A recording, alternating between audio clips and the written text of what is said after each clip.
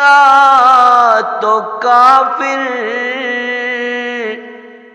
جو ٹھہرائے بندہ خدا کا تو کافر۔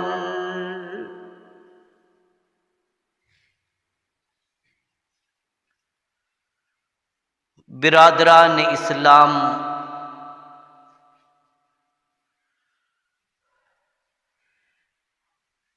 عزیزان ملت اسلامیہ،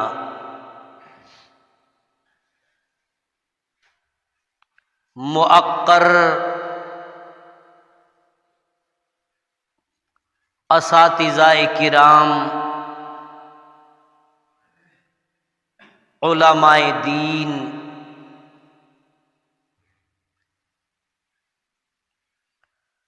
اور میرے پیارے نوجوانوں،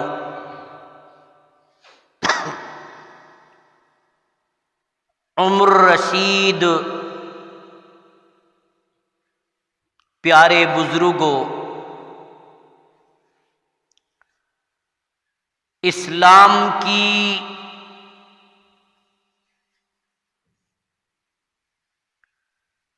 عزت مآب خواتین، ماں اور بہنوں اور بیٹیوں،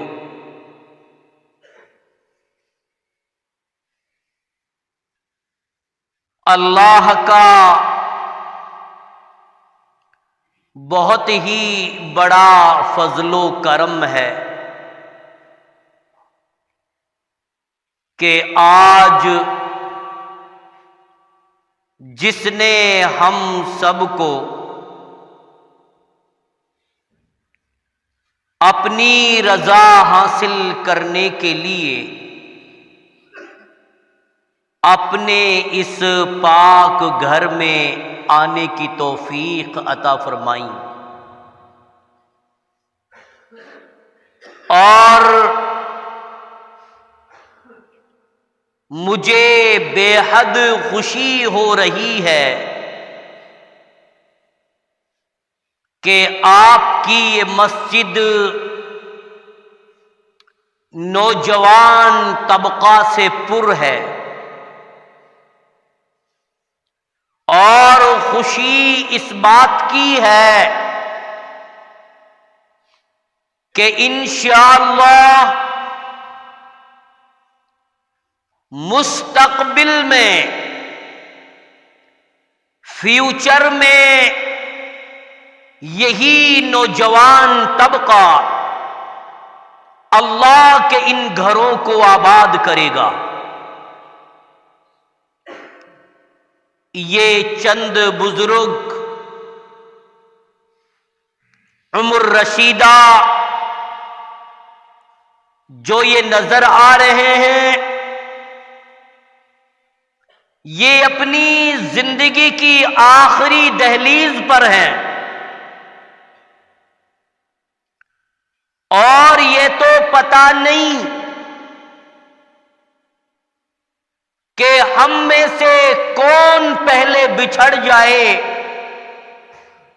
اس کا علم تو صرف رب کائنات کے پاس ہے۔ پیارے بزرگوں، نوجوان ساتھیوں، اللہ رب العالمین کی حمد و صلات کے بعد قرآن عظیم کی 21ویں پارے کی سورہ لقمان کی آخری آیت میں نے تلاوت کی، اور یہ بات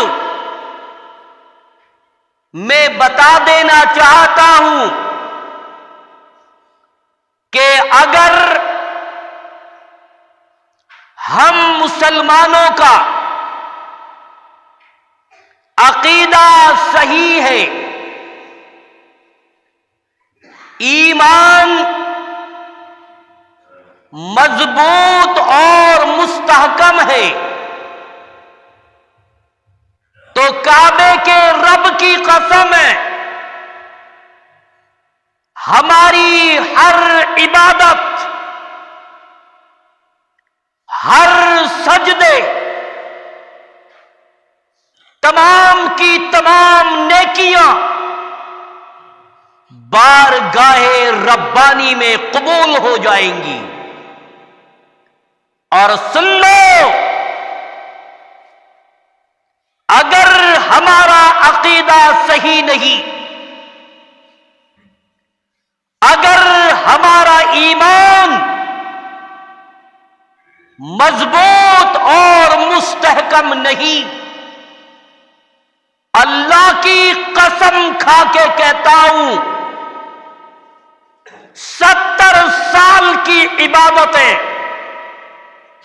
70 سال کی تمہاری نیکیاں، 70 سال کی تمہاری نمازیں بارگاہ ربانی کے اندر قبول نہیں ہو سکتی۔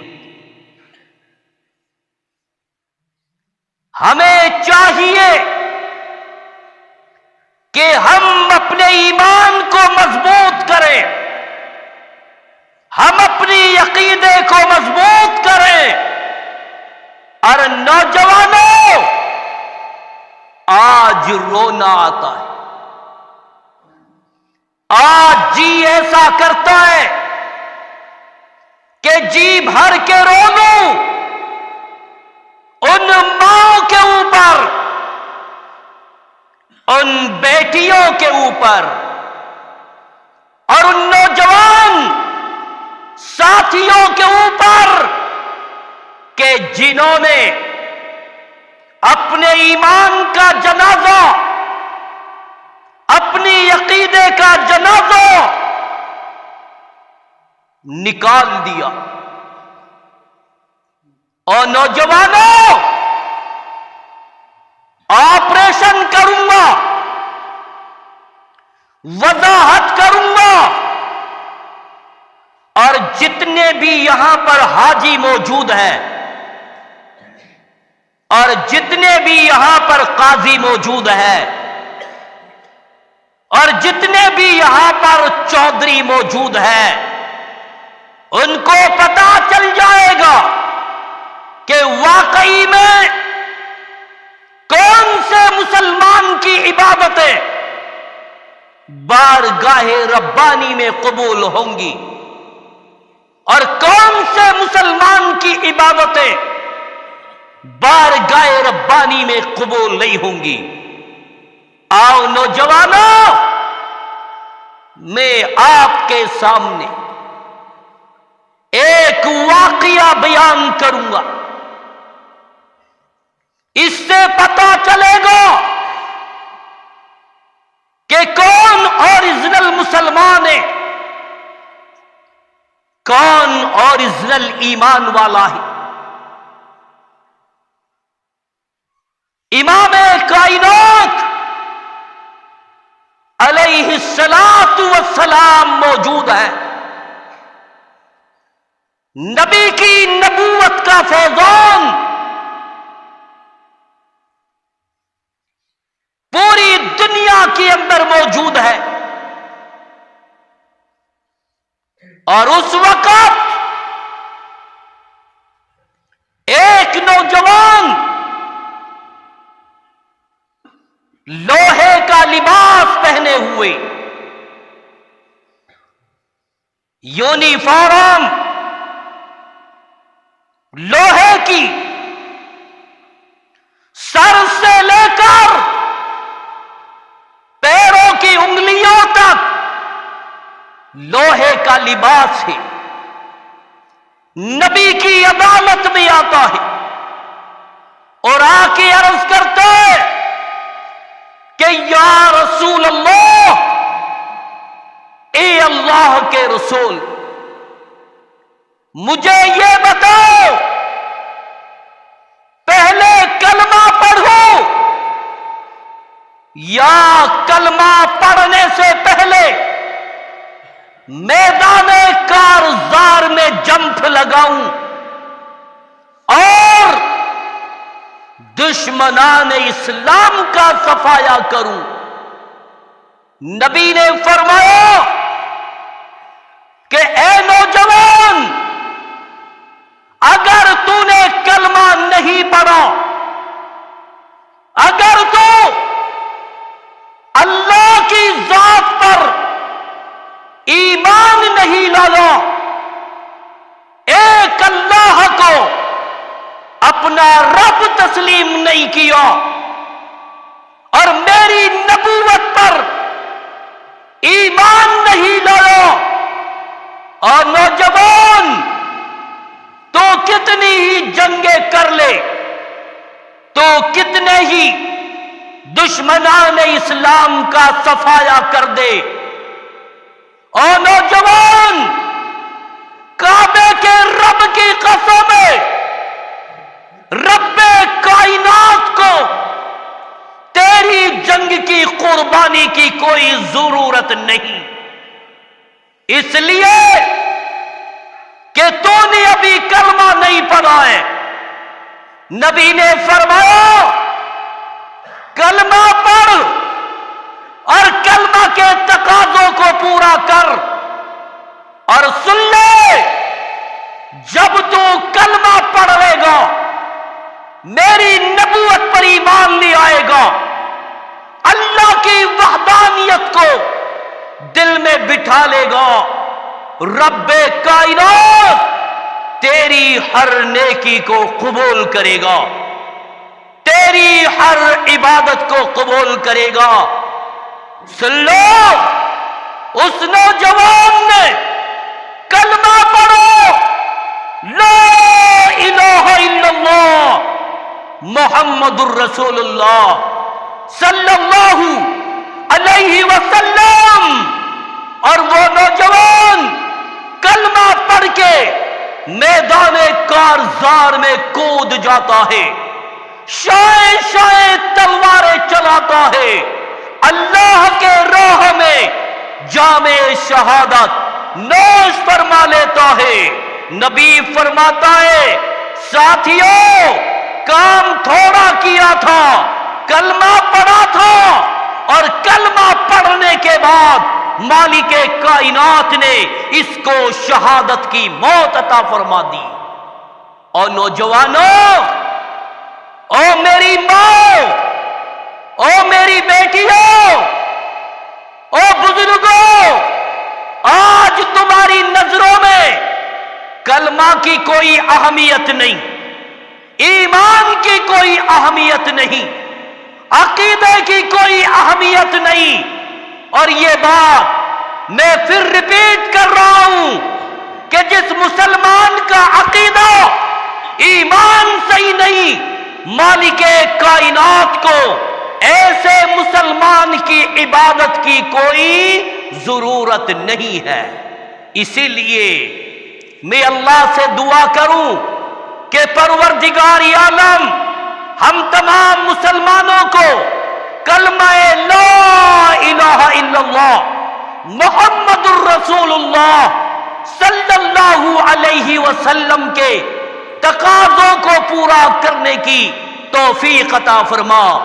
میرے ساتھیوں، میں وضاحت یہ کرنا چاہتا ہوں، میں نے قرآن مجید کی 21ویں پارے کی سورہ لقمان کی جو آخری آیت تلاوت کی، اللہ رب العالمین نے اس آیت کریمہ کے اندر ارشاد فرمایا ان اللہ عنده علم الساعۃ وینزل الغیث ویعلم ما فی الارحام وما تدری نفس ماذا تکسب غدا وما تدری نفس بأی ارض تموت ان اللہ علیم خبیر۔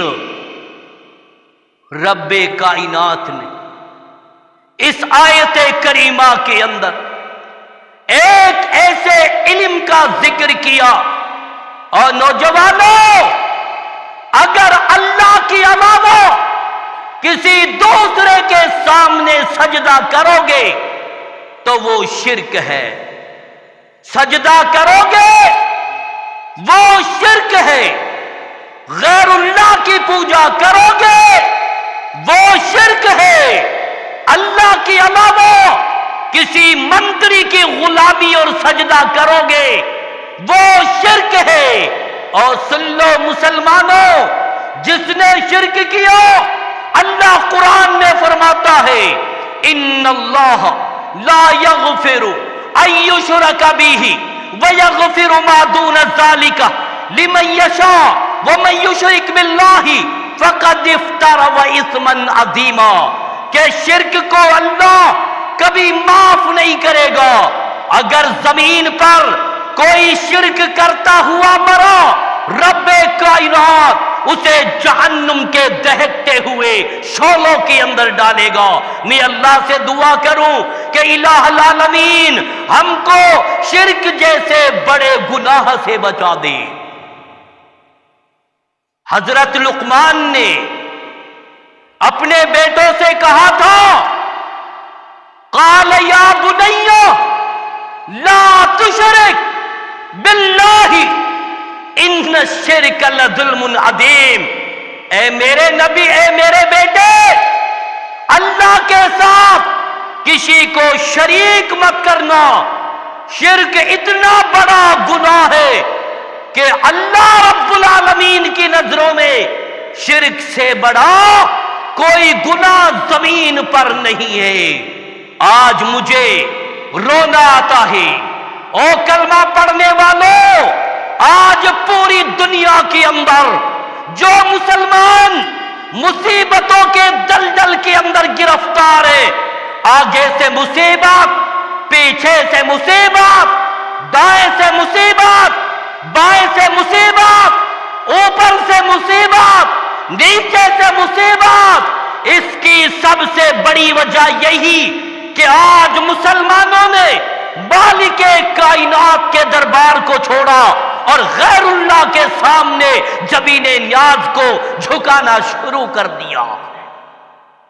ہمیں اگر اپنے رب کو راضی کرنا ہے تو اللہ رب العالمین کی عبادت کرنی ہے اور دل سے وہی بات کہنی ہے جو تمام نبیوں نے کہی کہ آقا یا رب ذوالجلال، اولاد دینا بھی تیرا کام ہے، کھانا کھلانا بھی تیرا کام ہے، پانی پلانا بھی تیرا کام ہے، بیمار کرنا بھی تیرا کام ہے، شفا دینا بھی تیرے کام ہے، جیل کی سلاخوں کے اندر ڈالنا بھی تیرا کام ہے۔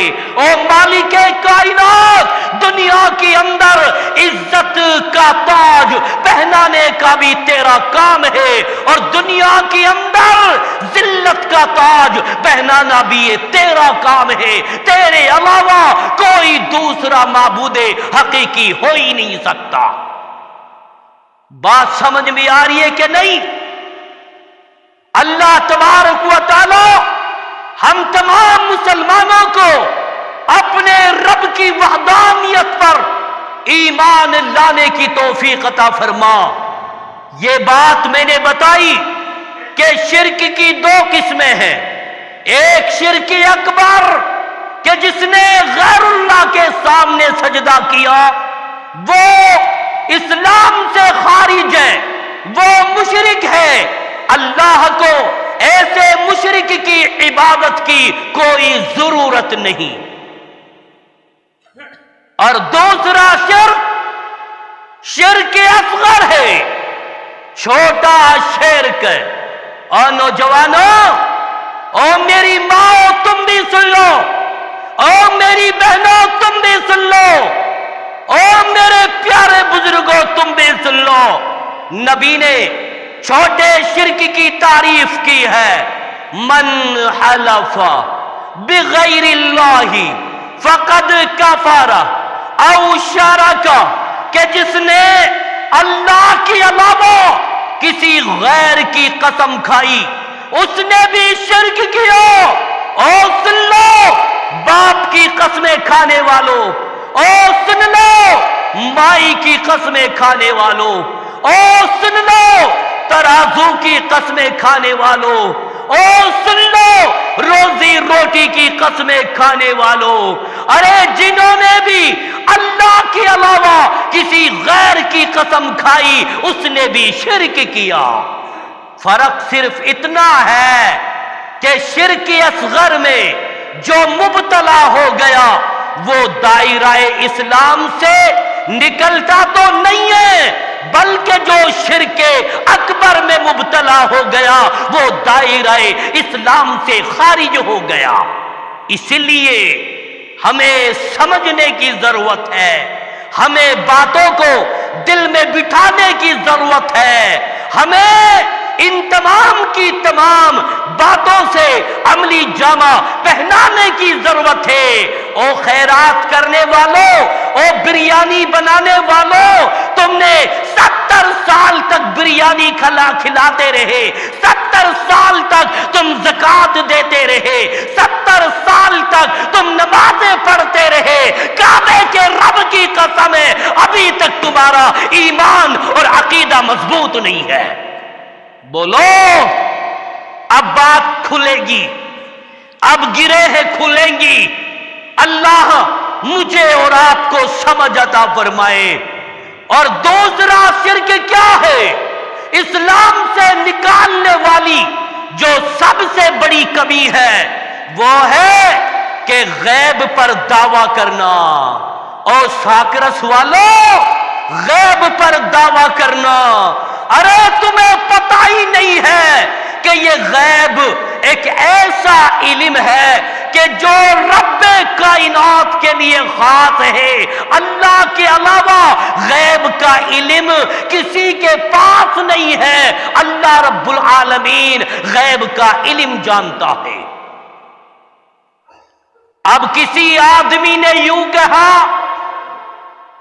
کہ میرا پیر جی غیب جانتا ہے، میرا چودھری غیب جانتا ہے کہ فلاں میوات کے کونے میں فلاں حاجی غیب جانتا ہے۔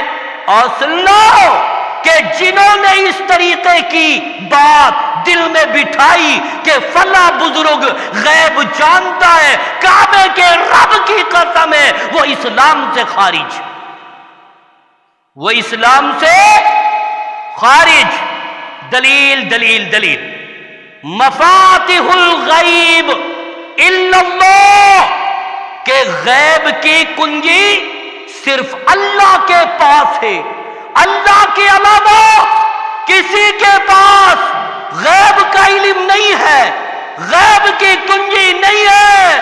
اور مجھے بتاؤ آج ان مولویوں کو کیسے پتا چل گیا کہ میں غیب جانتا ہوں؟ نعوذ باللہ من ذالک۔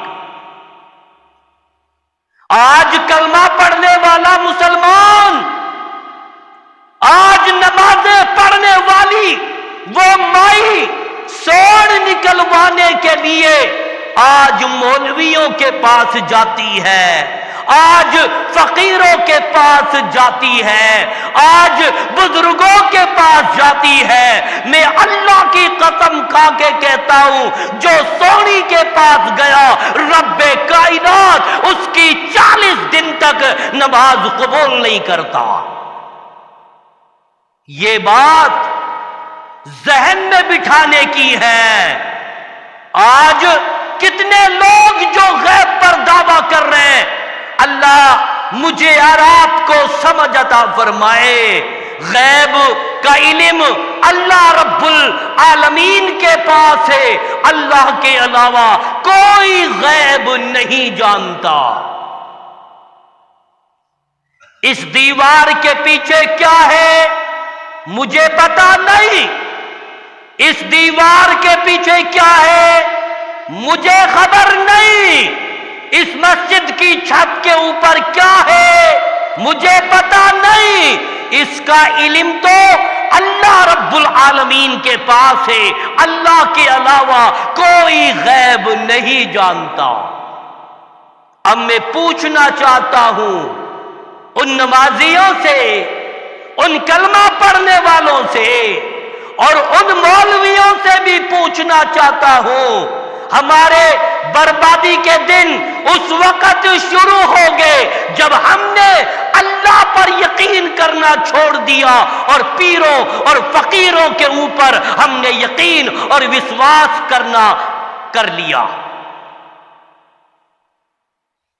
آج کتنے لوگ ہیں کہ فلاں جنگل میں مایا ہے، مایا کھدوانے والے کون ہیں؟ کون ہے مایا کھدوانے والے؟ میں کہتا ہوں جو مولوی مایا کھدوائیں، خزانے کھدوائیں اور وہ یوں کہیں کہ ہم مایا کھدوا دیں گے، ہم مال نکلوا دیں گے، جنات ہمارے قابو میں ہیں، خدا کی قسم پھر وہ مولوی نہیں ہے بلکہ وہ شیطان ابلیس کے باپ ہے، شیطان ابلیس کے باپ ہے وہ، کیونکہ انہوں نے غیب پہ دعویٰ کر لیا۔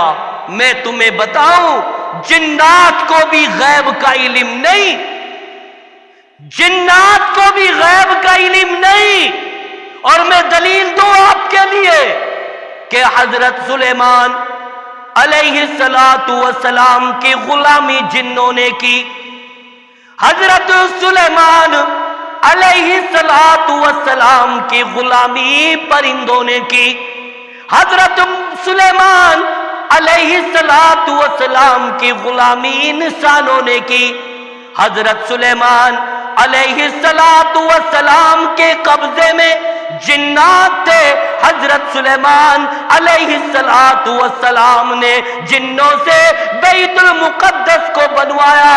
اور لوگوں، جنات حضرت سلیمان علیہ السلام کی ڈر کی وجہ سے بیت المقدس کو جلدی جلدی بنا رہے، لیکن یاد رکھنا وہ دن آیا حضرت سلیمان علیہ السلام لاٹھی پہ ٹیک لگا کر کھڑے ہیں اور جنات کی نگرانی کر رہے۔ حضرت سلیمان کہہ رہے او جنوں جلدی جلدی کام کرو، پھرتی سے کام کرو۔ لاٹھی کا سہارا حضرت سلیمان نے لے رکھا تھا، ایسا ہوا مالک کائنات نے اسرائیل کے لیے حکم دیا، او اسرائیل میرے نبی سلیمان کی روح کو نکال کے لا۔ ملک الموت آیا، حضرت سلیمان علیہ السلام جس پوزیشن میں لاٹھی کے سارے کھڑے تھے، آپ کی روح کو اسی طریقے سے نکال لیا۔ رب کائنات نے لاٹھی کے لیے حکم دیا، اور لاٹھی تب تک تجھے نہیں گرنا ہے جب تک کہ تیرا رب تجھے حکم نہ دے دے۔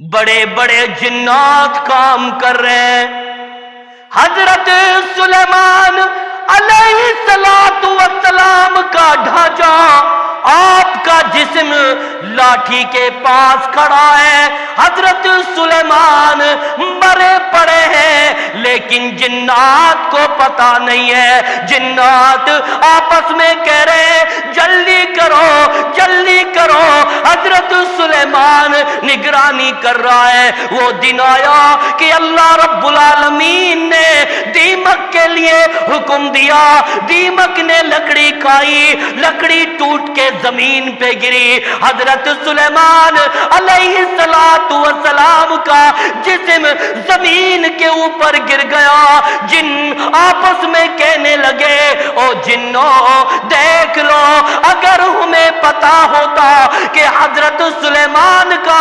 انتقال ہو چکا ہے تو ہم آزاد ہو جاتے، ہم کام نہ کرتے، ہم بڑی بڑی چٹانیں اٹھا کر کے نہ لاتے۔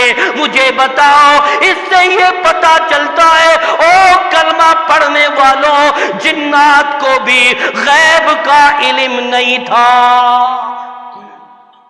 جب جنات کو بھی غیب کا علم نہیں تھا، پھر یہ مولوی صاحب کیوں کہتے ہیں کہ جنات میرے پاس آئے گا اور جنات مجھے بتائے گا کہ یہاں پر مال دفن ہے، اور پھر یوں کہتے ہیں کہ جلدی جلدی کرو 5000 روپے کا سامان آئے گا، اوریجنل زعفران آئے گی، کالا بھوت، پیڑا بھوت، نیلا بھوت، اس طریقے کی شیشی آئیں گی، جلدی کرو ورنہ مایا وہاں سے کھچک جائے گی۔ اللہ ہم کو سمجھ عطا فرمائے۔ کہنے کا میرا یہ مقصد ہے کہ جو لوگ سونیوں کے پاس جائیں ان کا عقیدہ ختم، ان کا ایمان ختم، اللہ کے علاوہ کوئی غیب جانتا ہی نہیں ہے، نہ جنات کو پتا ہے غیب کا علم، نہ فرشتوں کو پتا ہے، کسی کو معلوم نہیں کہ اللہ کے علاوہ کوئی غیب جانے۔ اور لوگوں ہمارا یقین ہونا چاہیے کہ یا رب ذوالجلال غیب کا علم، غیب کی کنجی یہ تیرے پاس ہے، تیرے علاوہ کوئی جانتا ہی نہیں۔ اور دوسری بات، بہت سارے لوگ آج اس زمین پر یوں کہتے ہیں کہ محمد الرسول اللہ صلی اللہ علیہ وسلم کو غیب کا علم تھا۔ نعوذ باللہ، ہمارے نبی کو بھی غیب کا علم نہیں تھا، ہمارے نبی کو باتیں بتائی جاتی تھی حضرت جبریل امی کے ذریعے سے، وحی کے ذریعے سے، الہام کے ذریعے سے۔ اللہ کے نبی نے بھی فرمایا کہ اے لوگوں میں غیب نہیں جانتا ہوں، اللہ تعالیٰ کے پاس غیب کا علم ہے، اللہ کے علاوہ کوئی غیب جانتا ہی نہیں۔ اس سے یہ پتا چلا کہ جو نوجوان سٹا کا نمبر لینے کے لیے جاتے ہیں نا، سٹا کا نمبر، ان کا بھی ایمان ختم، ان کا بھی عقیدہ ختم۔ او کلمہ پڑھنے والوں، اب تو تمہارے مردے بھی قبروں سے چوری ہونے لگے۔ ایسے ایسے موٹے موٹے شیطان ابلیس بیٹھے ہیں، وہ سٹیاریوں سے کہتے ہیں او سٹیاریوں، او سٹا کا نمبر لینے والوں میرے قریب آؤ، میں تمہارے لیے نمبر دے دوں گا، لیکن مجھے قبر میں سے کسی مردے کی کھوپڑی لاؤ۔ اللہ اکبر، اللہ اکبر۔ آج یہ کھوپڑیاں منگانے والے، مردوں کو چرانے والے، آج یہی تو شیطان ہے کہ جنہوں نے آج لوگوں کے ایمان کا جنازہ اور لوگوں کے ایمان کا جنازہ نکال پٹک رکھا ہے۔ اللہ سے میں دعا کروں کہ یا اللہ ہم تمام مسلمانوں کو صحیح معنوں میں اپنے ایمان کی، اپنے عقیدے کی حفاظت کرنے کی توفیق عطا فرما۔ آؤ میں آپ کے سامنے جو دلیل دینا چاہتا ہوں وہ یہ ہے کہ نبی کریم صلی اللہ تعالی علیہ وسلم نے فرمایا کہ اے میرے ساتھیوں، میں فلاں عورت کو نہیں دیکھ رہا ہوں جو مسجد میں جھاڑو لگانے کے لیے آیا کرتی تھی، اور میرے ساتھیوں میں اس بوڑھی مائی کو نہیں دیکھ رہا ہوں جو مدینے کی گلیوں میں اس راستے سے جایا کرتی تھی۔ صحابہ نے عرض کیا کہ یا رسول اللہ وہ کیسے نظر آئے؟ اس کا تو انتقال ہو گیا، اس کو تو دفنا دیا بھی گیا۔ نبی نے فرمایا او میرے ساتھیوں، تم نے مجھے کیوں نہیں بتایا کہ اس بوڑھی مائی کا انتقال ہو گیا ہے؟ میں نماز جنازے میں شامل ہوتا، میں اس کی قبر پہ جا کر کے مٹی ڈالتا۔ اس سے یہ پتا چلا کہ ہمارے نبی کو غیب کا علم نہیں تھا۔ اگر آپ کو غیب کا علم ہوتا تو آپ کو پتا چل جاتا کہ بوڑھی مائی کا انتقال ہو چکا ہے۔ اس سے بڑی دلیل، ارے بھائی جو امام الانبیاء بن کے آئے، جو خاتم الانبیاء بن کے آئے، جو خاتم الرسل بن کے آئے، اس کو بھی غیب کا علم نہیں ہے۔ آج یہ 2 ٹکی کا مولوی جو شیطان بنا پڑا ہے، جو کہتا ہے او میری ماں آ جاؤ فلاں جنگل میں تمہارے لیے مال کھدواؤں گا۔ اور تو بڑی بات، اور یہ بات بھی سمجھ میں نہیں آ رہی، آج تو مولویوں نے، میں ان سے مولوی کیا کہوں، میں ان سے کہوں شیطان ابلیس کے بھی باپ. کیوں؟ میں ان کو اس لیے کہہ رہا ہوں کہ آج وہ کرسی پر بیٹھ کر، آج وہ گدے پہ بیٹھ کر یہ دعویٰ کرتے ہیں، او میری مائی تو ادھر آ جا، میں تجھے بتا دوں گا تیرے پیٹ میں لڑکا ہے کہ لڑکی ہے. اللہ اکبر. جو مائی بچے کو جنم دے رہی ہے، جس مائی کے پیٹ میں بچہ موجود ہے، اس مائی کو بھی پتا نہیں ہے کہ ماں کے پیٹ میں لڑکا ہے کہ لڑکی ہے. اور اس شیطان ابلیس کو کیسے پتا چل گیا کہ تیرے پیٹ میں لڑکا ہے؟ بولو. اس طرح کی باتیں، باطل عقائد اور اس طرح کی سوچ اور اس طرح کا یقین آج ہمارا بنا پڑا ہے، تبھی تو اللہ ہمارے سجدوں کو قبول نہیں کر رہا ہے. وہ سجدے جن سے روح زمین کانپ جاتی تھی، انہی کے لیے ترستے ہیں آج منبر و محراب بھی. تو اس واقعے سے پتا چلا کہ نبی کو بھی غیب کا علم نہیں. اور دوسرا واقعہ سن لو، نوجوانوں. میں ان لوگوں کے لیے یہ بات بتا دینا چاہتا ہوں کہ ابھی وقت ہے، اپنی عقیدے کی اصلاح کر لو، اپنے ایمان کی اصلاح کرو. اگر شرک کی حالت میں موت آ گئی، آخرت برباد ہو جائے گی، جنت سے دور ہو جاؤ گے، جہنم کے دیکھتے ہوئے شعلوں میں جلو گے. میں تمہارے سامنے یہ واقعہ بیان کر رہا ہوں. ایک مرتبہ امام کائنات علیہ الصلوۃ والسلام صحابہ کرام رضوان اللہ تعالی اجمعین کے لیے جوتیوں میں نماز پڑھا رہے تھے. ہمارے نبی کے دونوں پیروں کے اندر جوتیاں موجود تھی اور اللہ کے نبی نماز میں مشغول تھے. اللہ کے نبی نے نماز ہی کی حالت میں اپنی جوتیوں کو نکالا اور سائیڈ میں رکھ دیا. صحابہ کرام نے جب یہ دیکھا تو صحابہ کرام نے اپنی جوتیاں نکال کے سائیڈ میں کر لی. اللہ کے نبی جب نماز سے فارغ ہوئے، اللہ کے نبی نے سوال کیا، اے میرے ساتھیوں کیا بات ہے؟ میں نے جوتیاں نکالی اور تم نے بھی جوتیاں نکالی. صحابہ نے عرض کیا، یا رسول اللہ، جب ہم نے دیکھا کہ ہمارے نبی نے جوتیاں نکال لی ہیں، آپ ہمارے لیے اوریجنل کاپی ہے، ہم آپ کی اوریجنل کاپی کی ڈپلیکیٹ کاپی کریں گے تبھی اللہ ہمیں جنت دے گا.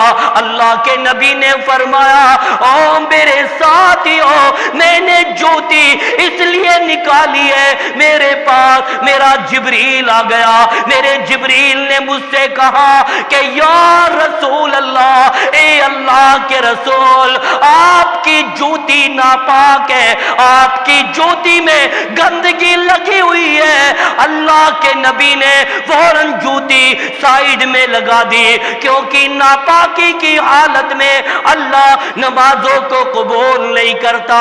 اب بتاؤ مسلمانوں، اگر ہمارے نبی کو غیب کا علم ہوتا تو ہمارے نبی کو پتا چل جاتا کہ میری جوتی میں ناپاکی لگی ہوئی ہے.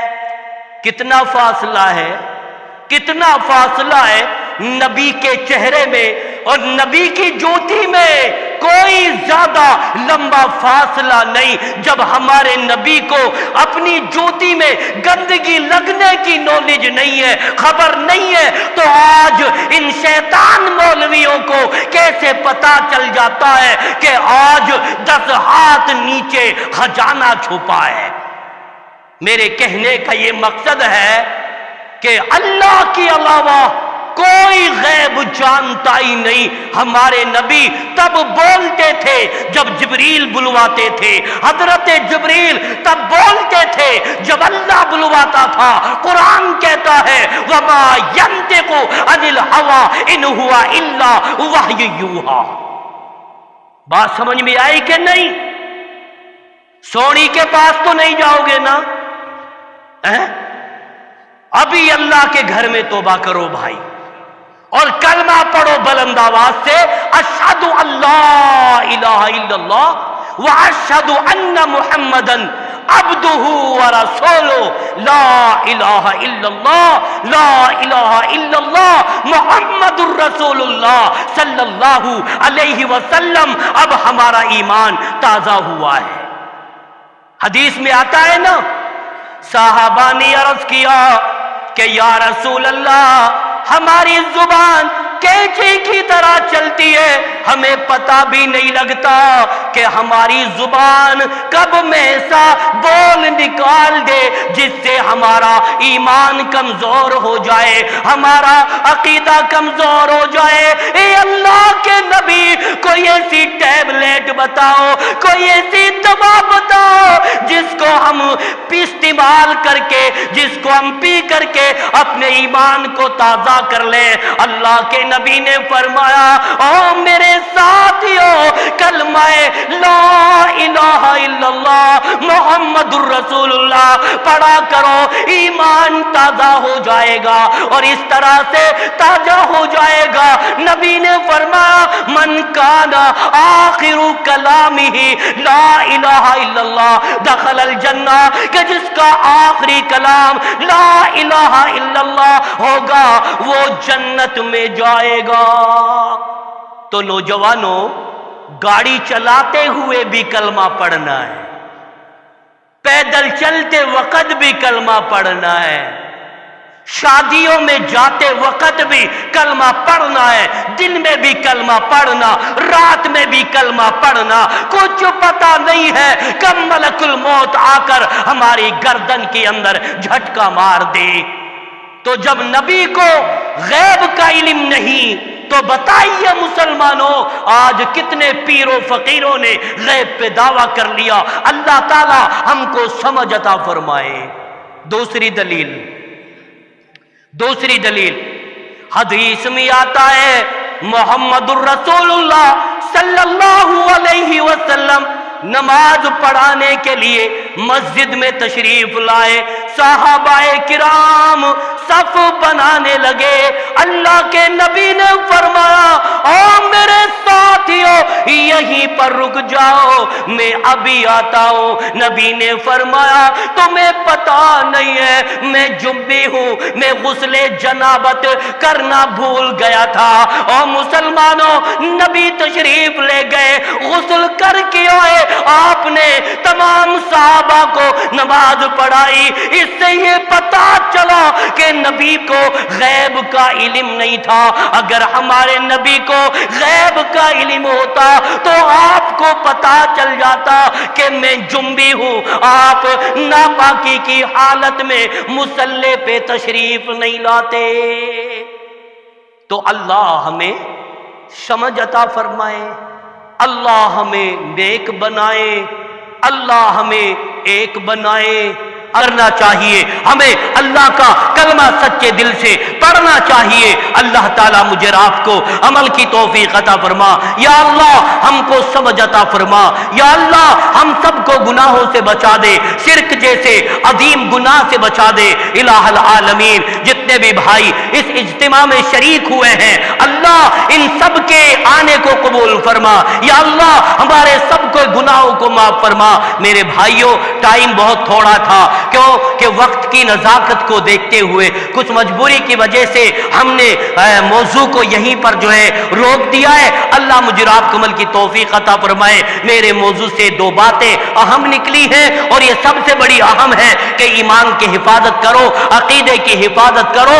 ہمارا ایمان ادھر ادھر نہیں ہونا چاہیے، اللہ کی ذات پر ہمارا ایمان ہونا چاہیے، اور اللہ رب العالمین کا جو وحدانیت کا، جو توحید کا کلمہ ہے، اس کو ہمیں بار بار پڑھنا چاہیے۔ اپنی بہنوں کو بتاؤ، اپنی ماؤں کو بتاؤ، اپنی بیٹیوں کو بتاؤ۔ آج مجھے رونا آتا ہے، آج مجھے افسوس ہوتا ہے کہ آج ہماری ماؤں کی گردنوں میں تعویذ ہے، ہمارے نوجوان لڑکوں کی گردنوں میں تعویذ ہے، اور چاندی کی چین ہے اور سونے کی انگوٹھیاں ہیں اور ان کے اعضاء و جوارے میں دھاگے بندھے ہوئے ہیں۔ میں اپنی بات کو ختم کروں گا اس واقعے کو سنا کر، شاید کہ یہ نوجوان ساتھی ان کے دل میں کوئی بات بیٹھ جائے۔ اللہ کے نبی صلی اللہ علیہ وسلم کے پاس چند صحابہ بیعت لینے کے لیے آئے۔ اللہ کے نبی نے سب سے بیعت کر لی، ون بائی ون، ایک کے بعد ایک آیا، ایک کے بعد ایک آیا، سب سے آپ بیعت کرتے چلے گئے۔